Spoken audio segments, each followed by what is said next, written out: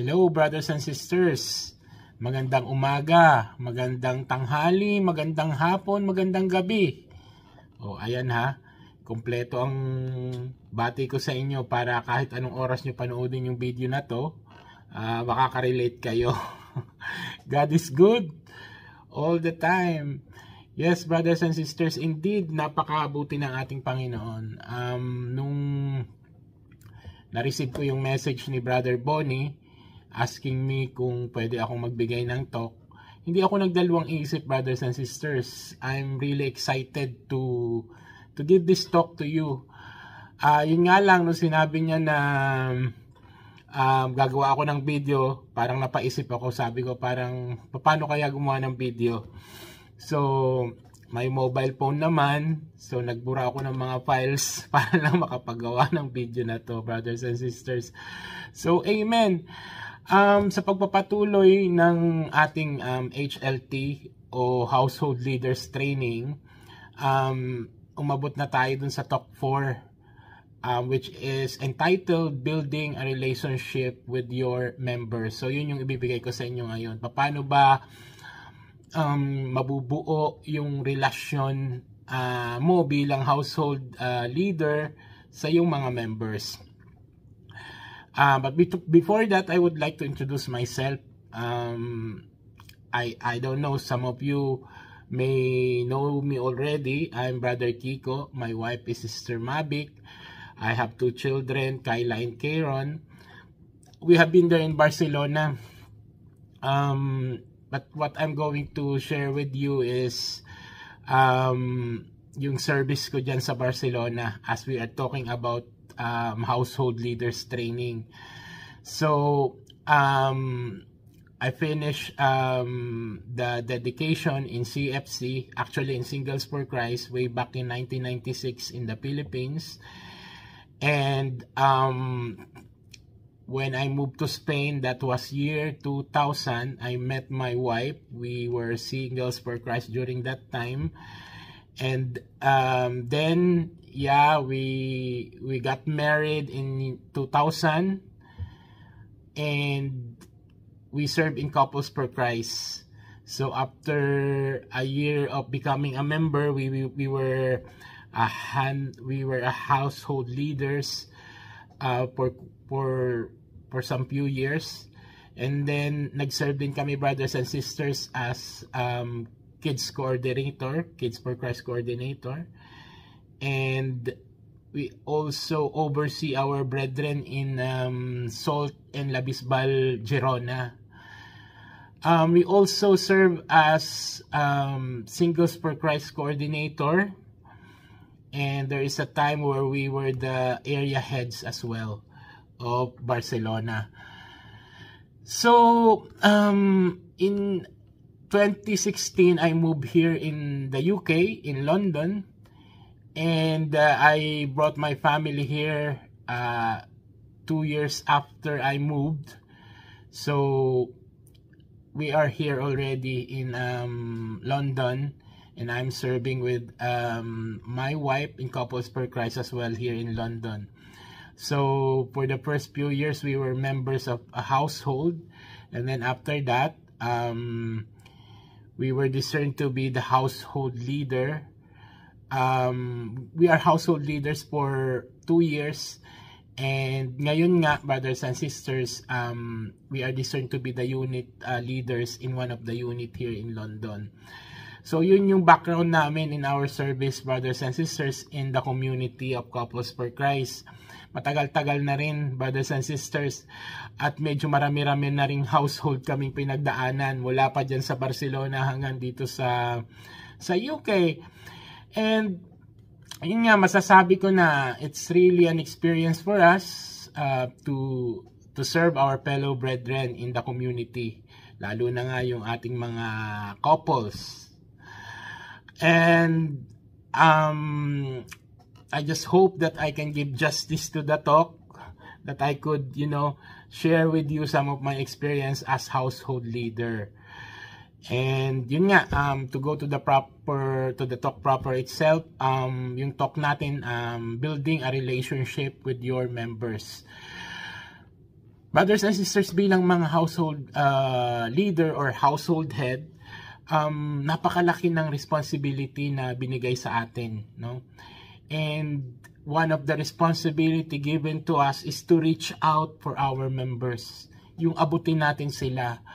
At hindi lang yung pamunuan natin sila bilang mga household head or household leaders, but yung suportahan natin sila at i-guide natin sila sa kanilang pananampalataya, no? Dapat nating malaman na yung mga members natin, each one of them, they have their own personal relationship with the Lord. So brothers and sisters, kailangan na ano pa man yung relasyon nila sa Panginoon, mababaw man yun o malalim, ay kinakailangan matulungan natin sila sa relasyon nila sa Panginoon, no? To bring them closer to the Lord. That is one of the most important part of our role as the household head or household leaders. It involves continuing evangelization, no? Evangelization. Alam naman natin, brothers and sisters, yung tema natin ngayon, this year in Couples for Christ, be a servant and light to the nation. Diba? Kinuha natin yan from Isaiah 49 verse 6. Be a servant and light to the nation. So, tinawag tayo hindi lamang upang maging servant or tagapaglingkod. Tinawag rin tayo, brothers and sisters, upang maging ilaw, no, sa mundo, no? Upang maging ilaw na magbibigay liwanag sa ating mga kapatid, no, sa ating mga members. Yun din ang tawag sa atin bilang mga leaders, no? Yung magbigay liwanag tayo. Hindi lang tayo magbigay liwanag, magbigay tayo ng warmth, yung init sa kanila, no? Para mabuhay muli yung kanilang relasyon sa ating Panginoon, para mapalalim palalo sila sa ating Panginoon. Amen. And so brothers and sisters, tinawag tayo bilang mga leaders to have this personal caring relationship with them, no? Personal caring relationship. No? Talagang personal na relasyon na may pagmamahal, may pag-aalaga, no? Yun yung tinawag tayo, brothers and sisters. And dito sa Couples for Christ, tinawag din tayo upang sundin natin yung tinatawag nating evangelistic headship. Yung evangelistic headship, brothers and sisters, meron niyang mga elements. At yung mga elements of evangelistic headship, dapat nating may apply bilang mga leaders, bilang leader na ng ating household. Kinakailangan na merong mga elements of evangelistic headship. At ano-ano yung mga yon, brothers and sisters? Ito ay base sa ating anchor verse na kinuha natin sa 1 Thessalonians 2 verse 7 to 12. Ito, brothers and sisters, yung sulat ni St. Paul o ni Apostol San Pablo sa mga taga Thessalonica, no, or to the Thessalonians. Alam naman natin na si St. Paul, when he went to Thessalonica to spread the gospel of the Lord, hindi siya nag-iisa eh. May mga kasama din siya mga fellow missionaries, brothers and sisters. So ito yung kanyang mga salitang binitawan, no? Kung paano namin inaalagaan kayong mga tagasunod ni Kristo. So babasahin ko sa inyo in English. I hope you will understand. And mamaya hihimayin natin isa-isa yung mga verses para maipaliwanag ko sa inyo kung ano yung elements na pwedeng makuha natin doon sa pagsaserve natin as household leaders. So, from 1 Thessalonians 2, verse 7 to 12, instead, we were like young children among you, just as a nursing mother cares for her children. So we cared for you, because we loved you so much. We were delighted to share with you not only the gospel of God, but our lives as well. Surely you remember, brothers and sisters, our toil and hardship. We worked night and day in order not to be burdened to anyone while we preach the gospel of God to you. You are witnesses, and so is God, of how holy, righteous, and blameless we were among you who believed. For you know that we dealt with each of you as father deals with his own children. encouraging, comforting, and urging you to live lives worthy of God, who calls you into His kingdom and glory. So yun, brothers and sisters, no? So napakaganda nung message ni Saint Paul to the Thessalonians. And the first elements that we can get from this Bible verses, actually, ang unang-una yung gentleness. And it comes from verse 7. Ulitin ko lang yung verse 7, brothers and sisters. Instead, we were like young children among you, just as a nursing mother cares for her children. So dito, brothers and sisters, makikita natin na sinasabi ni Saint Paul, no, yung pag-aalaga bilang isang ina, like a nursing mother to his children. Alam naman natin, brothers and sisters, yung isang ina na mag-alaga sa kanyang anak dun sa sanggol, dun talaga makikita mo yung gentleness. Ano ba sa Tagalog yung gentleness? Pag-aaruga na talagang may pag-aalaga, no, na maingat, no, gentle, may pagmamahal, no. So ganun yung tinatawag sa atin bilang mga leaders, brothers and sisters. Yung tingnan natin yung ating mga members, kada isa sa kanila, na parang tayo yung kanilang ina na tumitingin sa kanila, no. Ibig sabihin, hindi tayo kinakailangan na yung padalos-dalos, hindi tayo kinakailangan na yung parang laging galit. Alam nyo yun. Kinakailangan para kang ina na kumakalinga sa iyong mga anak. Yan. Kapag nagsiset ka ng date for your household, hindi kinakailangan na yung kung hindi pwede. No, kinakailangan flexible ka lagi sa kanila, no? Parang lagi mo silang iti-treat with care, no? But at the same time, brothers and sisters, bilang isang ina, dapat alam mo din naman kung kailan ka kinakailangan maging firm sa iyong anak, no? So hindi naman nangangahulugan na kesyo ikaw yung ina na nag-aalaga sa kanila ay if they are doing something wrong, ay hindi mo na rin naman sila i-correct, no? Kinakailangan bilang magulang o ina, alam mo rin kung saan ka tatayo, no? Kung may times na kinakailangan mo silang i-correct, then you will correct them, no? But ang gustong i-point out dito ni Saint Paul ay yung maging maalaga tayo, loving and caring relationship, yung gusto nating i-build up sa kanila. Amen? Amen. Number 2, brothers and sisters, is from verse 8. Ito yung padalawang elements na makukuha natin. Basahin ko sa inyo yung verse 8. So we cared for you because we loved you so much. We were delighted to share with you not only the gospel of God, but our lives as well. No? So makikita mo naman dito sa verse na ito na gustong ipahatid ni Saint Paul, no, yung personal concern niya sa bawat isa, no? Yung gusto niyang tingnan yung kalagayan ng bawat isang mga miyembro, no, ng kanyang samahan, no? So ganito din tayo, brothers and sisters, bilang mga household leaders, kinakailangan may personal concern tayo, personal touch sa bawat isa nating mga member, no? You need to be a friend to each and every one of them, no? Hindi mo i-treat yung sarili mo as their leaders, as their leader or their head, no? Kinakailangan meron kang personal touch, no, and caring sa kanila at nalalaman mo nangyayari sa buhay ng bawat isa mong member, no? And to be able to do that, hindi kinakailangan na yung relasyon mo sa kanila ay bilang ikaw yung pinuno o ikaw yung namumuno sa kanila. Ito yung tinatawag natin na functional relationship.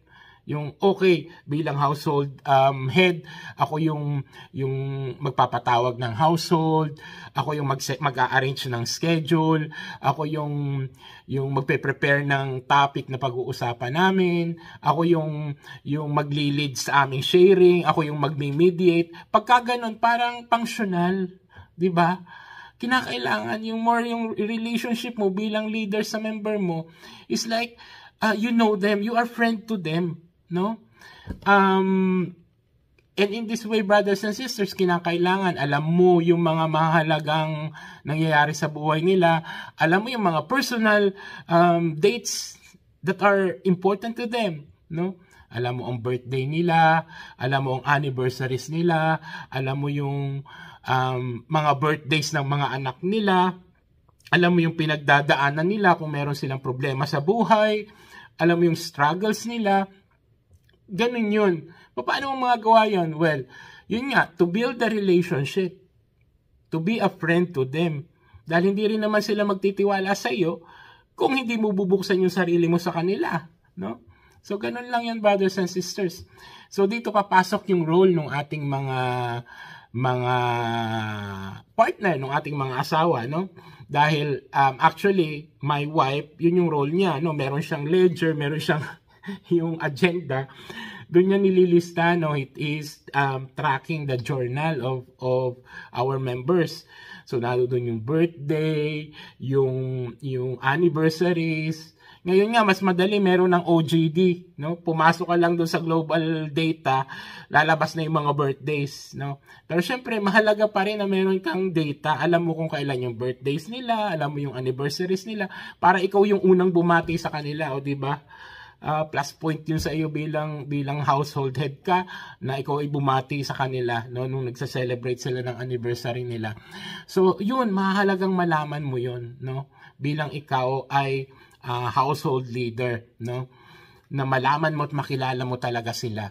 Brothers and sisters, yung household para yung isang katawan, no, one body, no, na ang lahat ng mga member mo kasama ikaw, no, is an important part of the body.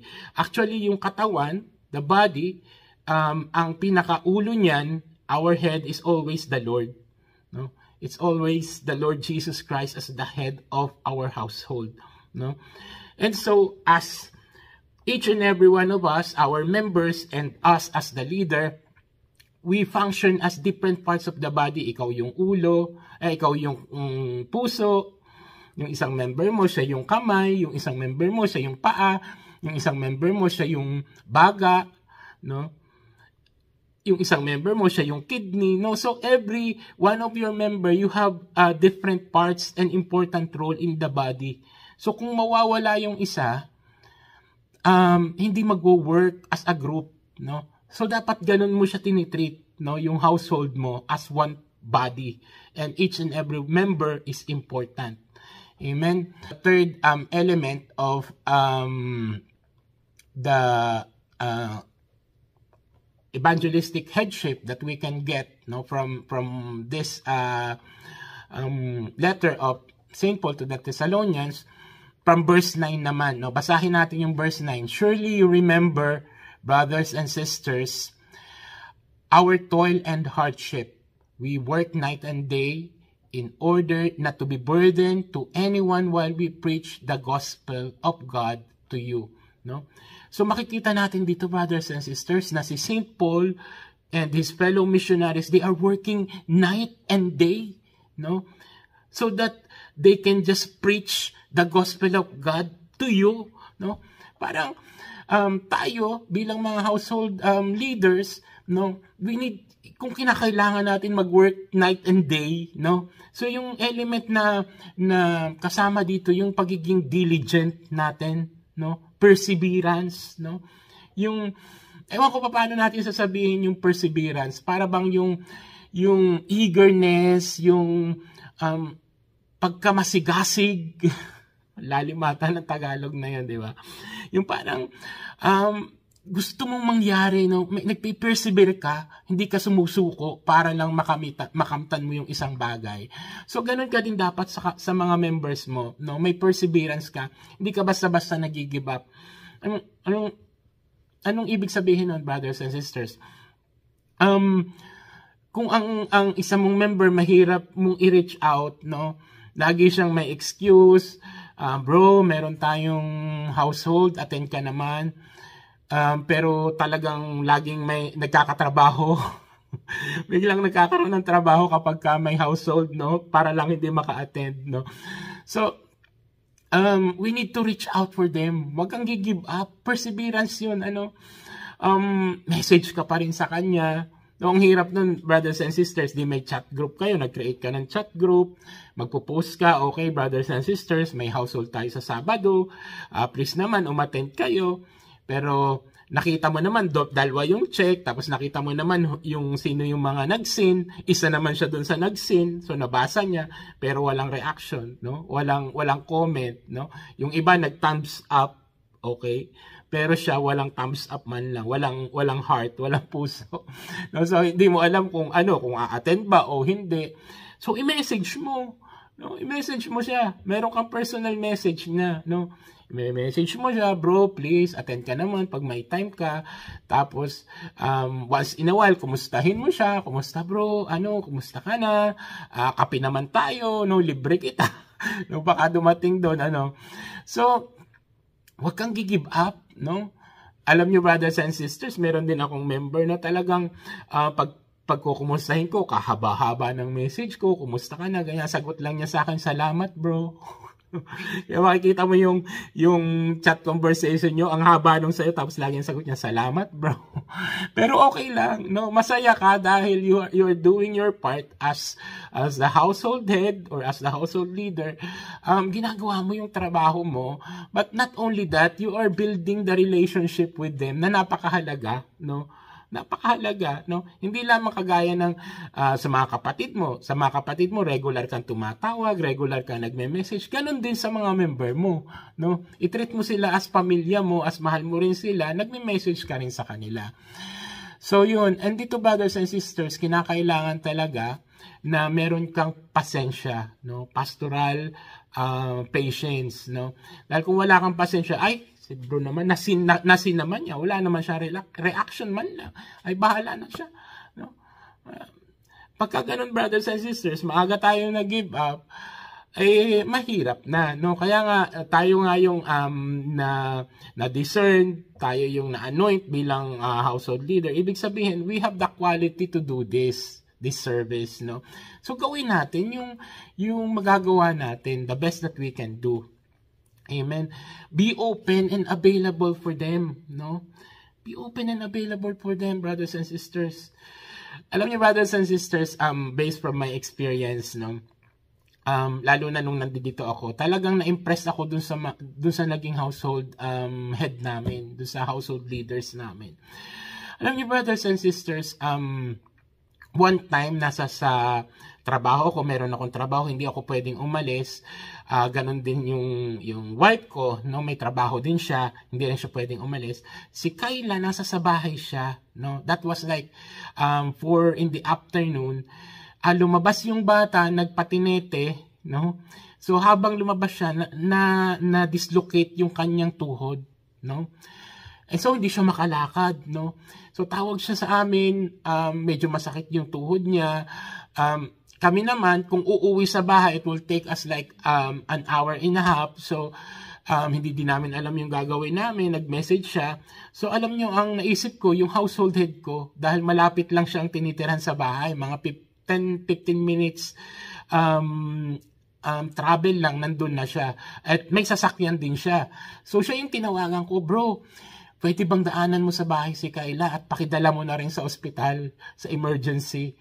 So alam niyo, brothers and sisters, alam ko naman anong time na yun, wala na siyang work noon.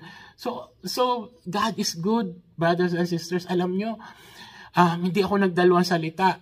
No? Pumunta siya doon, dala niya yung sasakyan niya, kinaon niya si Kayla, nihatid niya sa emergency. No? And alam niyo, brothers and sisters, from there on, nabuo yung aming relationship. At ngayon, kumpare ko na rin siya, brothers and sisters. Alam niyo yon, nung nag-confirmation si Kayron, siya yung kinuha namin na maging ninong, no, ni Kayron. And God is good, brothers and sisters. Talagang napaka-humble, no, may humility itong brother natin na ito. Kaya kumpare ko na rin siya. Kagaya rin ng mga kumpare ko dyan sa Barcelona, no. They are, I believe they are the leaders there in Barcelona, in Spain, no. They are overseeing Spain already in general, no, the country, the whole country. Paring Bong, no, si paring Larry, paring Jim, paring Mark, no? So, what I mean, yung relationship na na-build ninyo, hindi lamang bilang fellow leaders, no? Kung hindi, parang magkakapatid na talaga kayo, magkukumpare, no? Mas malalim pa, no? Parang ganon. So, be available to your members. Alam nyo, yung isa pang scene dito, merong isang household head, tinawagan ng 3:00 ng madaling araw nung kanyang member dahilan sa yung tumawag na household member, yun yung asawang babae na doon siya nakapiha siya o stay-in siya doon sa isang nursing home. Kinokontak niya yung asawa niya na magwo-work ng 3 o'clock, hindi niya makontak. Tinatawagan niya, hindi sumasagot sa telepono. So she started to became worry kung ano nang nangyari. Baka ito ay na-high blood na or inatake na, hindi sumasagot talaga. So, wala siyang ibang option. Ang naisip niya, brothers and sisters, tawagan yung household head niya. So, tinawagan niya yung household head niya. And it happened to be nga, may sasakyan din yung household head niya, pinapunta niya doon sa bahay ng brother.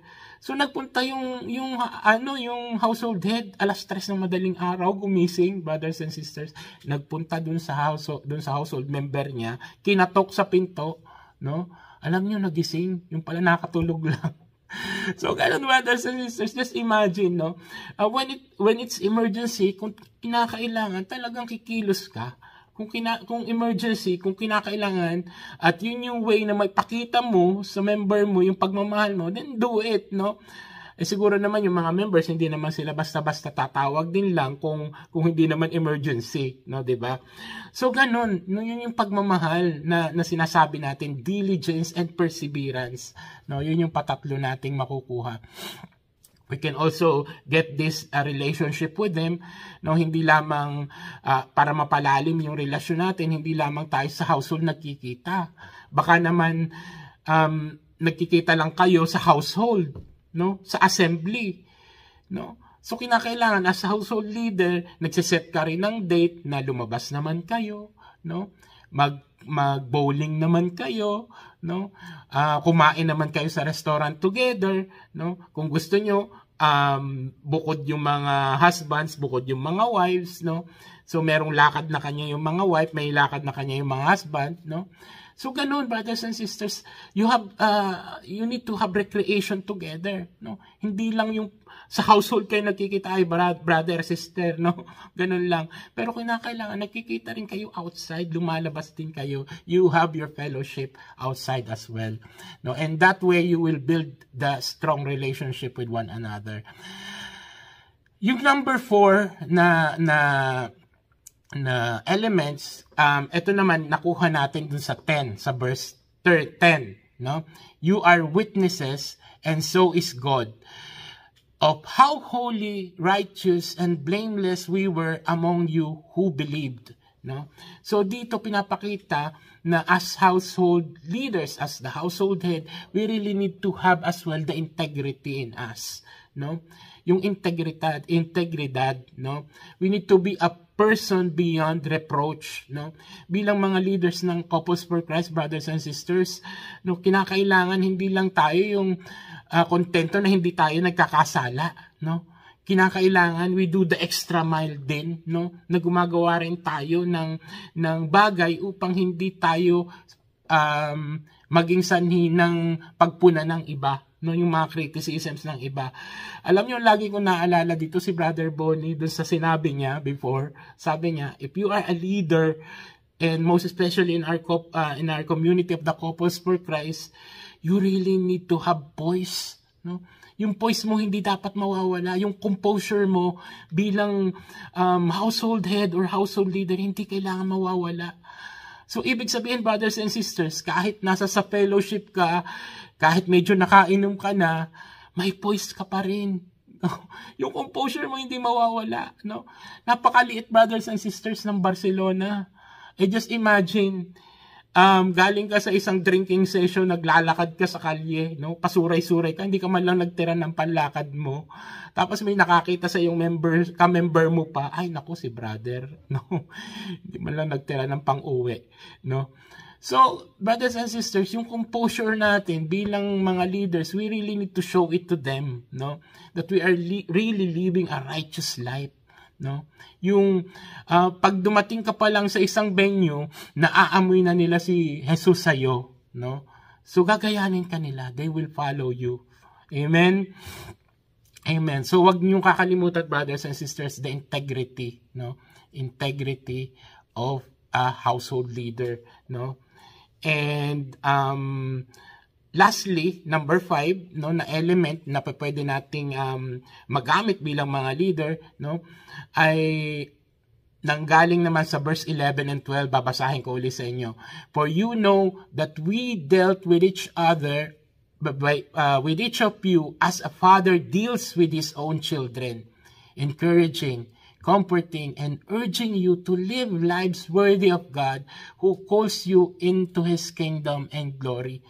No? So kung kanina, brothers and sisters, si St. Paul, sabi niya, maging nursing mother ka to your child. Ngayon naman sinasabi niya na you need to be a father to your children. No? Encouraging, comforting, and urging them. No? Brothers and sisters, no? So ngayon naman bilang tatay, no, ito naman yung element na pinapakita dito, yung encouragement, no? Yung marunong kang mag-push sa kanila, mag-encourage sa kanila, no? Magpayo sa kanila na to go on, no? To move on, to continue with the mission, no? So yung ipupush mo sila to encourage them and to comfort them as well, no? Bilang ikaw yung tatay nila, no? So dito, brothers and sisters, para maging tatay ka nila, no, you need to be an observer, no? So kinakailangan, yun nga sinasabi ko sa inyo kanina, alam mo yung nangyayari sa buhay ng bawat isa sa iyong mga members, no? You know what is happening to their lives. You know their relationship with the Lord. You know how they pray. You know their concerns. You know how they behave, no, kapag may household kayo, no. And through that, no, malalaman mo paano mo siya i-approach, paano mo siya ma-encourage, no, na gawin yung isang bagay, no. So kinakailangan pa rin you will do your part, no, to really reach out to them, to know more about them, no, so that you can encourage them to do something, you know, or to serve the Lord, you know. So brothers and sisters, no, communication is really so very important, no. Kaya wag kang titigil, no, sa urge sa kanila, pag-communicate sa kanila, no. If you need to laugh with them, you know, you need also to cry with them, no. So brothers and sisters, hindi lamang kayo nanduroon together sa mga celebration, sa mga parties, no, sa kung ano-anong okasyon, no. Kinakailangan nandoon ka rin sa kanila pag kailangan kanila, no. Pag kailangan nila ng isang balikat na maiiyakan, dapat nandoon ka rin para sa kanila. Amen. Amen. So brothers and sisters, no, napakahalaga, at yun yung 5 na mga elements, no. Napakahalaga na malaman natin, no, na maisabuhay natin yung mga elements na yun, no. Ano nga yung mga elements na yun? No, just a review: gentleness, personal concern, diligence and perseverance, integrity and encouragement, no. Napakahalaga na maisabuhay natin yan bilang mga leaders. And brothers and sisters, no, to summarize yung mga elements na yan, no, hindi ka lang naging nanay, naging tatay ka pa, no, naging brother and sister ka pa sa yung mga member, no, talagang whole family, no. So makikita mo na mas pa sa dugo yung kinakailangan maging relationship mo sa kanila, no, bilang pamilya, bilang tatay, nanay, kapatid, lahat na. Amen. And so brothers and sisters, alam niyo pag nagawa niyo yung mga elements na to, no, magkakaroon yan ng effect, no, sa relationship ninyo bilang isang household. Ano yung effect na makukuha mo, no? You will have number 1, love. Love. Yung pagmamahalan, no, na relasyon nyo sa isa't isa. And ito naman talaga yung gusto ng ating Panginoon, no? That we have love with each other. Dahil 'di ba sabi naman niya, love one another as I have loved you. So magawa natin yung mga elements na sinabi ko sa inyo, magkakaroon ng pagmamahalan, no, sa ating household, no? Magkakaroon ng tender loving care, no, dun sa ating household. And it will strengthen your relationship as well, no, bilang member to their leaders. Number 2, ano yung effect na makukuha natin? Confidence, no? Na-build up mo yung relationship, meron na ngayon silang confidence sa'yo, no? Bilang leader nila. So, nadidiyan, magtitiwala sila sa'yo, no? Tatawag sila sa'yo pagka kailangan kanila. This is the time, brothers and sisters, na ibababa na nila yung kanilang depensa, no? They will put down their defense and they will welcome you into their lives dahil tiwala na sila sa iyo. Nagtitiwala na sila, no? Confident na sila sa iyo, no? At yun naman yung purpose natin, no? When we started to build a relationship with them is to really, so that they will bring down their defenses, no? And they will let you into their lives, no?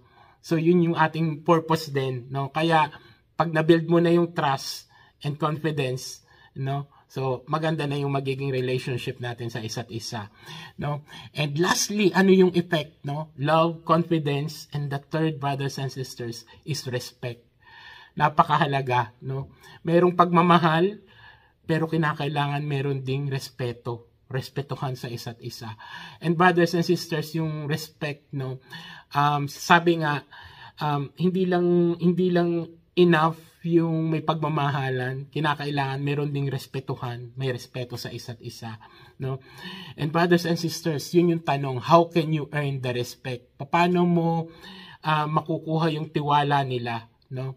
So, yun nga, kung gagawin mo yung mga elements, no, if you will listen to them, if you will treat them as your family, as your children, as your brother, no?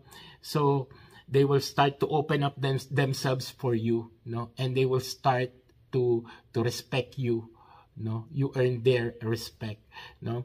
So brothers and sisters, hindi naman nangangahulugan na bilang tayo yung household head, no, we will tolerate them, no? Kung nakikita natin na may mga bagay o may mga pagkakataon na meron din silang mga wrongdoings or may mga pagkakamaling ginagawa, no, bilang tatay, no, we need to correct them as well, no? Kinakailangan din natin silang itama, no, in a brotherly way.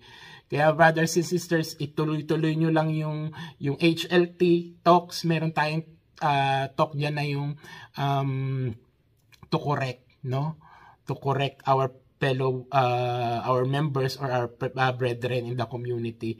So kinakailangan din natin silang i-correct, no, para ma-earn din natin yung trust nila, yung respect nila.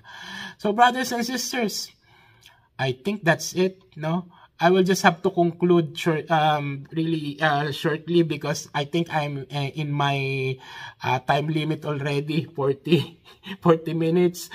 But yes, to conclude, no, as members of Couples for Christ, brothers and sisters, we are privileged that we are serving in the community, that we are household head, household leader.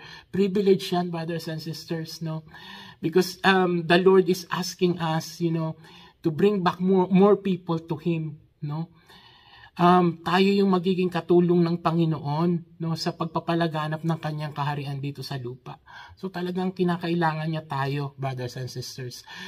And we need to take this role as household head, as household leader seriously, brothers and sisters. Alam niyo, brothers and sisters, yung trabaho natin bilang mga household leaders, mabigat yan, no?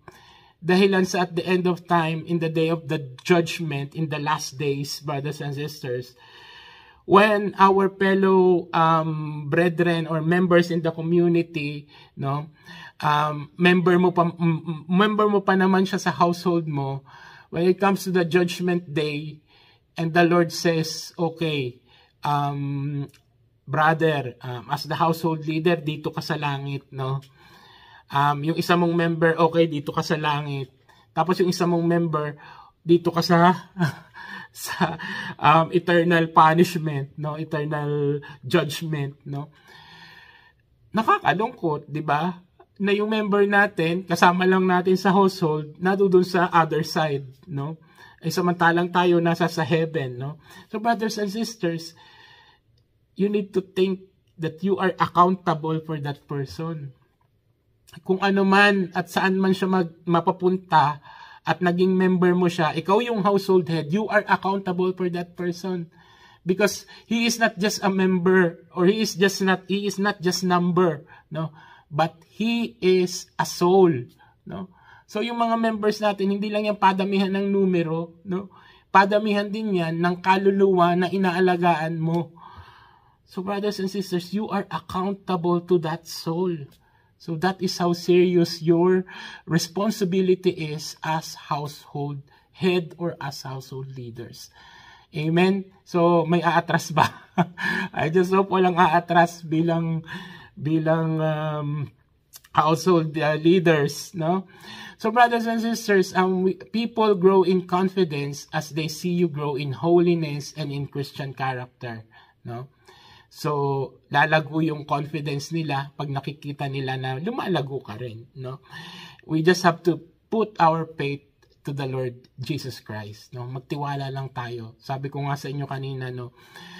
Live your life righteously, and you don't really need to give a 1-hour talk, you know, to explain so many things. Narinig pa lang nila, si Brother Bonnie yan, si Brother Bong yan, susunod na sila, no, without you really talking too much, no, dahil naaamoy nila ang Panginoon sa iyo. Amen? Amen. So brothers and sisters, no, kinakailangan ipakita natin sa ating mga members na tayo ay example and good model para sa kanila, no? Kung maipapakita natin na pwede nila tayong gayahin, no, bilang mga leaders, no, we live our lives to the fullest. We are setting an example, a good example to them, no. Napakaganda, brothers and sisters. Yung buhay natin, nakikita nila how we have our relationship with our wife, yung relasyon natin sa ating asawa, sa ating mga anak. Nakikita nila na may pagmamahalan, may pagbibigayan, may pagkakaisa, may pagpapatawaran, no? Makikita nila yan eh. Pag nag-household ba kayo, tapos sa bahay ninyo nag-household, no? So they will see, no, kung paano yung relasyon natin sa ating mga kasama sa bahay, no? And we need to set as an example, no? Kung makita nila, brothers and sisters, na nabubuhay tayo, na alam niyo yung fruits of the Holy Spirit, no? Yun yung mayroong love, peace, humility, unity, forgiveness, meekness, no? Perseverance. Kung makikita nila yan sa'yo bilang ikaw yung leader nila, hindi mo na kailangang maraming explanation, no? Sa household ninyo, they will respect you, and they will gain the confidence with you, they will trust you, and I'm sure, brothers and sisters, you will have a good relationship with them, no? At yun naman yung topic natin ngayon, to how to build a good relationship with your members. So brothers and sisters, ang last words ko sa inyo, the Bible verse is from 1 Corinthians 11 verse 1. Si St. Paul na naman, no? Letter naman niya sa mga taga-Corinthians. Sabi niya, imitate me as I imitate Christ. Simple lang, imitate me as I imitate Christ. Gayahin niyo ako. kung paano ko ginagawa at ginagaya ang Panginoong Hesukristo.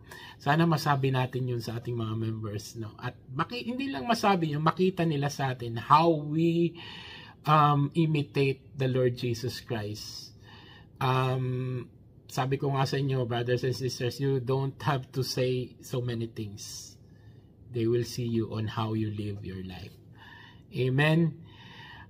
Thank you, brothers and sisters. Maraming salamat sa pagkakataong ito na binigay niyo sa akin bilang speaker nitong talk ninyo sa HLT. I hope na sana may nakuha kayo kahit papano. May mabaon kayo pag alis ninyo. Don't just take me from my words, no? I-research mo din, no?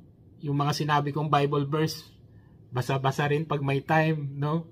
Basahin mo, pag-aralan mo, no? And you will find out yourself kung totoo ba yung sinasabi ko o hindi. Amen. So brothers and sisters, thank you for this opportunity. I miss you. I hope to see you soon. Amen. May God be praised. Yes, I will see you. God is good all the time. Bye-bye.